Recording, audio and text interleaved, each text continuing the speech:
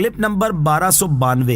اس clip میں آپ قرآن پاک کی سورہ صاد کی آیت نمبر 41 سے 43 تک کی تلاوت، ترجمہ قرآن اور تفسیر قرآن صراط الجنان سماعت فرمائیں گے۔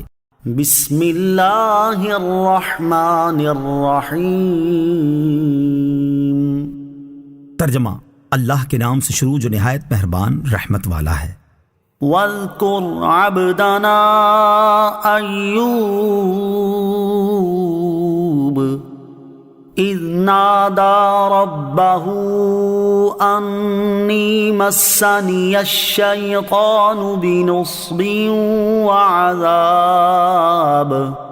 ترجمہ، اور ہمارے بندے ایوب کو یاد کرو کہ جب اس نے اپنے رب کو پکارا کہ مجھے شیطان نے تکلیف اور ایذا پہنچائی ہے۔ وَاذْكُرْ عَبْدَنَا ایوب، اور ہمارے بندے ایوب کو یاد کرو۔ اس سے پہلی آیت میں حضرت داؤد علیہ السلام اور حضرت سلیمان علیہ السلام کا واقعہ بیان کیا گیا۔ یہ دونوں وہ مبارک ہستیاں ہیں جنہیں اللہ تعالیٰ نے بے شمار نعمتیں عطا فرمائیں۔ اب اس آیت میں حضرت ایوب علیہ السلام کا واقعہ یاد دلایا جا رہا ہے، اور یہ وہ مبارک ہستی ہیں جنہیں اللہ تعالیٰ نے طرح طرح کی آزمائشوں کے ساتھ خاص فرمایا۔ ان واقعات کو بیان کرنے سے مقصود ان کی سیرت میں غور و فکر کرنا ہے۔ گویا کہ اللہ تعالیٰ نے ارشاد فرمایا کہ اے پیارے حبیب علیہ السلام، آپ اپنی قوم کی جہالت پر صبر فرمائیں، کیونکہ دنیا میں حضرت داؤد اور حضرت سلیمان علیہ السلام سے زیادہ نعمت، مال اور وجاہت والا کوئی نہیں تھا، اور حضرت ایوب علیہ السلام سے زیادہ مشقت اور آزمائش میں مبتلا ہونے والا کوئی نہ تھا۔ آپ ان انبیاء کرام علیہ السلام کے احوال میں غور فرمائیں تاکہ آپ جان جائیں کہ دنیا کے احوال کسی کے لیے ایک جیسے نہیں ہوتے، اور یہ بھی جان جائیں کہ عقل مند کو مشکلات پر صبر کرنا چاہیے۔ انی مسنی الشیطان بنصب وعذاب، مجھے شیطان نے تکلیف اور ایذا پہنچائی ہے۔ ایک قول یہ ہے کہ تکلیف اور ایذا سے آپ علیہ السلام کی بیماری اور اس کے شدائد مراد ہیں، اور ایک قول یہ ہے کہ اس سے مراد بیماری کے دوران شیطان کی طرف سے ڈالے جانے والے وسوسے ہیں جو کہ ناکامی ثابت ہوئے۔ حضرت ایوب علیہ السلام کو آزمائش میں مبتلا کیے جانے کے مختلف اسباب بیان کیے گئے ہیں۔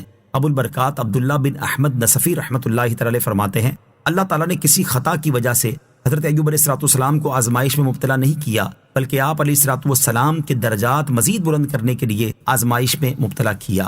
اللہ تعالیٰ کے ادب اور تعظیم کا تقاضا، یاد رہے کہ اچھے برے تمام افعال جیسے ایمان، کفر، اطاعت اور معصیت وغیرہ کا خالق اللہ تعالیٰ ہے، اور ان افعال کو پیدا کرنے میں اللہ تعالیٰ کا کوئی شریک نہیں۔ برے افعال کو بھی اگرچہ اللہ تعالیٰ نے پیدا فرمایا ہے، لیکن اس کے ادب اور تعظیم کا تقاضا یہ ہے کہ کلام میں ان افعال کی نسبت اللہ تعالیٰ کی طرف نہ کی جائے۔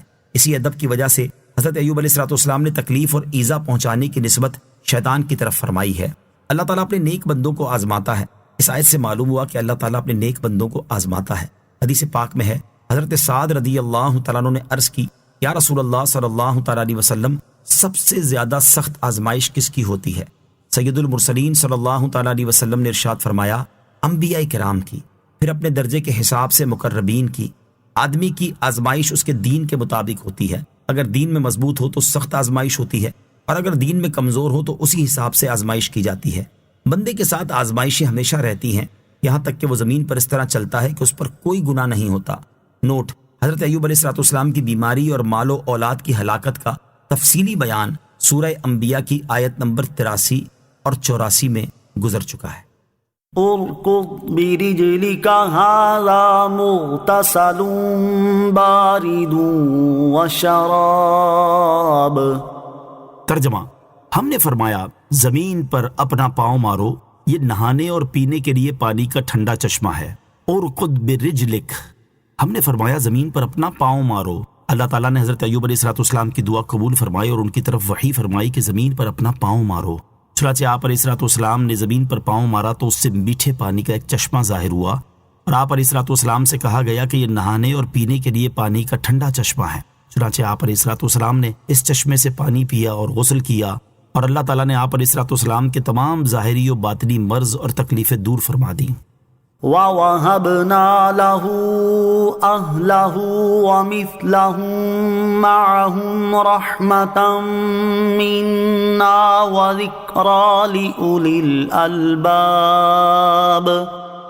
ترجمہ، اور ہم نے اپنی رحمت کرنے اور عقل مندوں کی نصیحت کے لیے اسے اس کے گھر والے اور ان کے برابر اور عطا فرما دیے۔ وَوَهَبْنَا لَهُ أَهْلَهُ، اور ہم نے اسے اس کے گھر والے عطا فرما دیے۔ حضرت حسن اور حضرت قتادہ رضی اللہ تعالیٰ عنہما سے مروی ہے کہ حضرت ایوب علیہ السلام کی جو اولاد مر چکی تھی، اللہ تعالیٰ نے اس کو دوبارہ زندہ کیا اور اپنے فضل و رحمت سے اتنے ہی اور عطا فرمائے۔